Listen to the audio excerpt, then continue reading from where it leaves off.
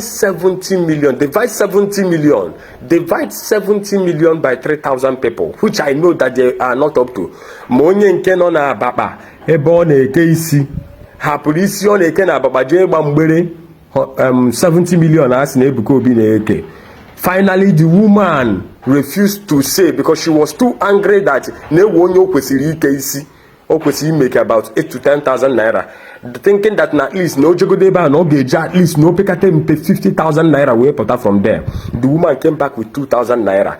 Man, I got some people consigning here this guy, this RNG of 18, this yahoo ya of 18, this lies of 18. Onya anaghị azụ afịa uru na-adịrọ. Onya anaghị azụ afịa uru na-adịrọ. I'm going to drop the next video ka unu mara the reason onye a ji wee bie Enugu. Na kelekwa m unu. Amadị m ihe m ekwuzi ekwu, mana ọ na-adị mma ka unu n'afọ. Asị gị since m pụtara ụwa fụnụbeghị m onye Adoration ministry kwuli ihe ọma ebe Ebuka Obi nọ. Unu si na Grace papa unu ka o ji aligo wee ligolo. Unu na-akpali onye papa unu mere anoint. Does he not say something about you people, because some of you are not properly raised? Marshal the whole Adoration member, man, some of you didn't go online are not properly raised. Na akpali onye unu si na mpụ anoint ko wee ligote. Does it not show that you are also insulting the grace that is upon your papa? Unu si Ebuka Obi bụ politician na ọbịa ebe me campaign. Gwazianụ m onye gba plane si Enugu jewa Abuja just to congratulate Buhari. Mgba and on no account kọpụta gosi Buhari na Buhari ime mela anyị onwe ihe bụ na every week anyị tibebe mkpu Buhari menka Buhari menka. You refuse to do that. Asị na Ebuka Obi na-eme arrange n'ọbịa 100 million n'ụlọ ejikwa wee kee ya. Why would you care to other states? They have a campaign strategy would you but Enugu state. The same people see Ebuka Obi import people from outside state to another state for crusade. So that import here now about you now. The same people admitted that na wambane load moto esi Lagos abia Adoration Enugu. So does it mean Nkunu the wrong, Nkunu the right, and Ebuka Obi the wrong? Unu si Ebuka Obi na-eme yahoo preacher nke anụnwana, coming from the same people who sold the recharge card to us, say anyị na God will call us na phone. You people will set Father Mbaka up for dragging. Unu ye set Mbaka up for dragging. Ka nne n'unu n'anya. Ka nne n'unu. Mmadụ unu na-akpọ Ebuka Obi yahoo no wepụta 100 million na rụlọnụ. Then kedonye ndị retila recharge card mgbe asị na Chukwu ya akpa. What is the difference between onye resigi recharge card sị na Chukwu God will call you to that pastor ahụ sị na ya na Chukwu na chat na WhatsApp? What is the difference between the both of them?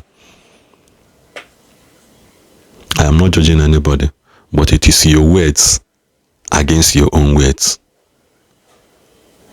If a preacher can climb up in a stage on a pulpit, question where another preacher with in a city obia for crusade, Dr. Paul Eneche crusade, care relief materials, me free medical, men cause, me yini no name.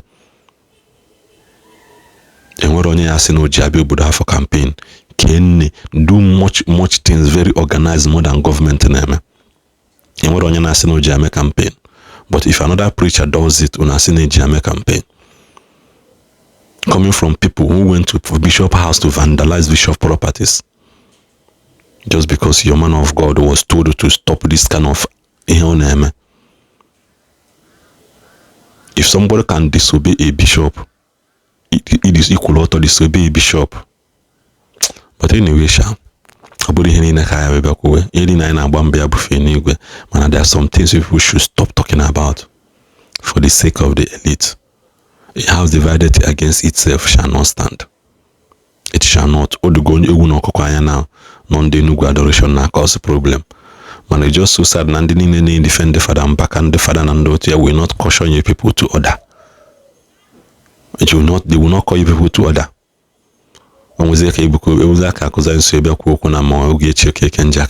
I say, you do not kube, nka, not touch not my anointed. No, you are tampering another person's that you are tampering another person's that It's the same method that the aka. It's well, Gordon. I would like all the auditors to come, all the mathematician students, name algebra and coefficient, addition and subtraction.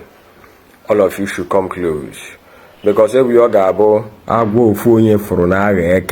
Kohare de kagasị na anyị na-ada amụ ọma ebochi mmadụ ọnụ ma na ana amụ ọma kachu mmadụ a sị na ya tọpụta mmadụ akpịrị si gosi ya ka ọfụ na akpịrị si ya na arụpụta.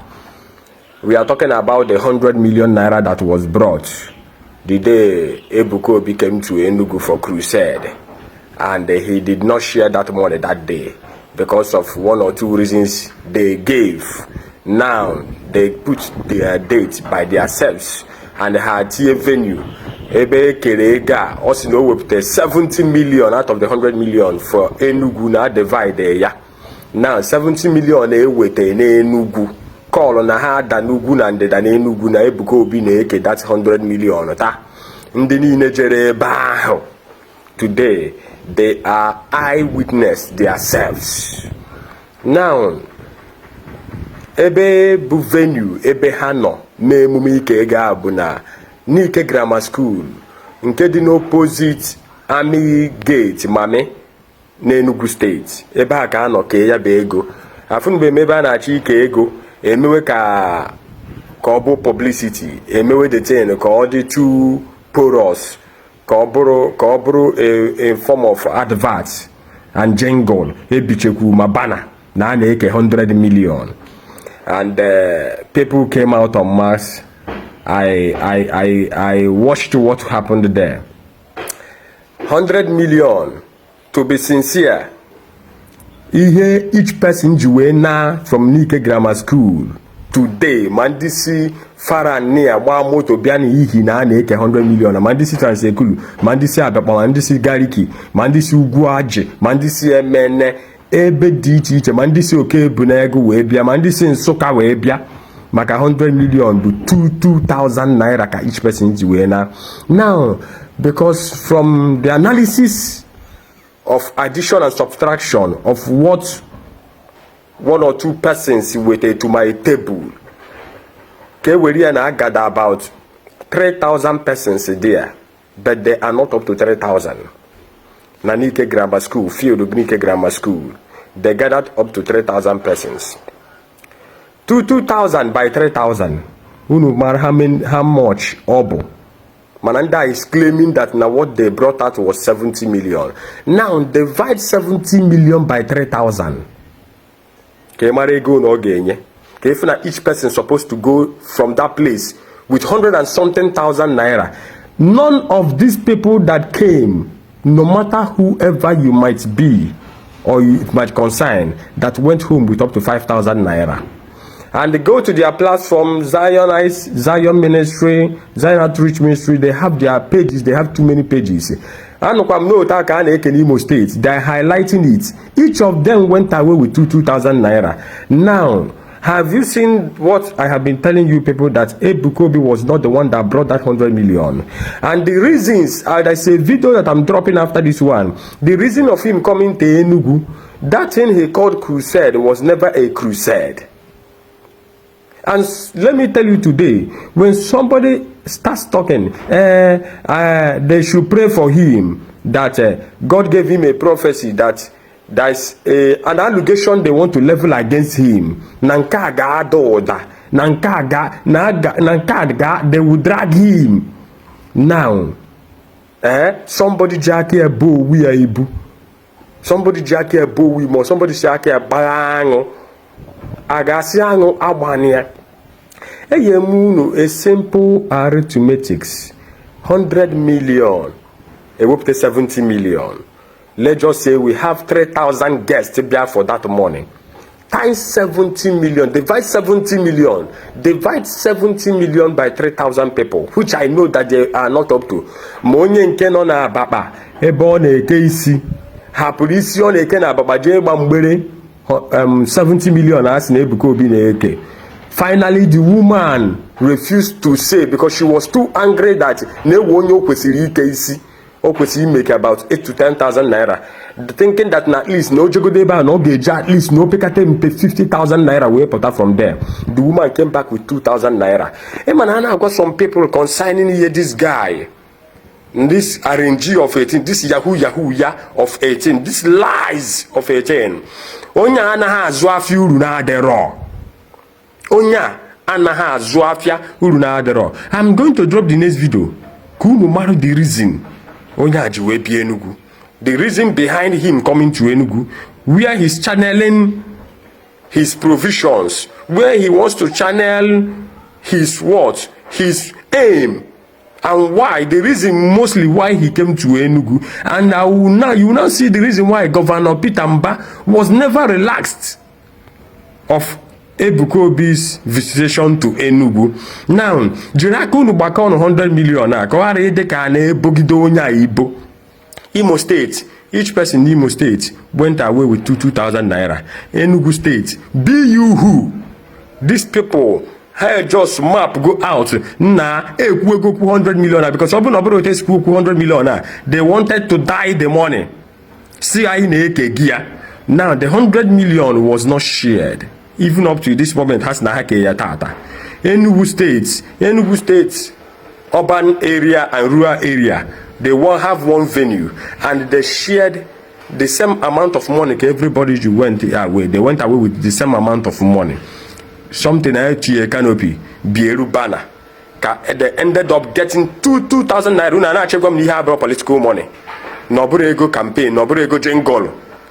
Obure ego ejasi we know you can do this. Negodin kajide. Images here, we have something to add to what you have done. I balance yage up.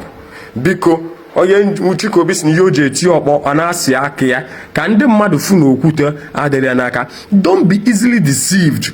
Somebody no na mic on a brainwash gị. Somebody no na mic asi eju ya ọnụ. Somebody no na mic on a film trick. Somebody no na mic on ebe na cause havoc. Christianity abụziri ebe a na-echase cloud. Christianity abụrụ ebe onye ọbụla dị rugged, dị hardened, obi fere azụ. Somebody chọrọ exhibit a character otu nzuzi ya o webata na Christianity gosi na obi kpọrọ ya nkụ na ọdịgo blended n'ihe a na-arụ na obi afụ gị azụ na azọ gị epetepete n'ime ọfịa. So na obi ya na owe dangerous heart na obi ya bụ obi akpọ he can do anything and ha ncha agwọrọ ya ngwa kpọọ ya Christianity no body of Christ. Ọkwa ka unu na saa anya unu mmiri ka unu saa anya unu mmiri. Ebuka Obi never shared that 100 million. Out of that 100 million, this guy he will put it up to, let me just tell you, both Imo State and Enugu, up to 5 to 6 million naira. Eshiara. Ekenekwe munu. Ndị bụ student, ndị me mathematics, na ndị bụ accountant, ndị go manage business management, ndị go purchasing and supply, addition and subtraction. Bikonu Gant was it way pen and paper. Deputy ihe agbakọ ya 3,000 people, 70 million naira shared by 3,000 persons. Kaimara ego no ga-enye unu. Then gbakọzie 2,000 naira times 3,000 persons. Ka amara onye ji eziokwu aga. Daalụkwanụ.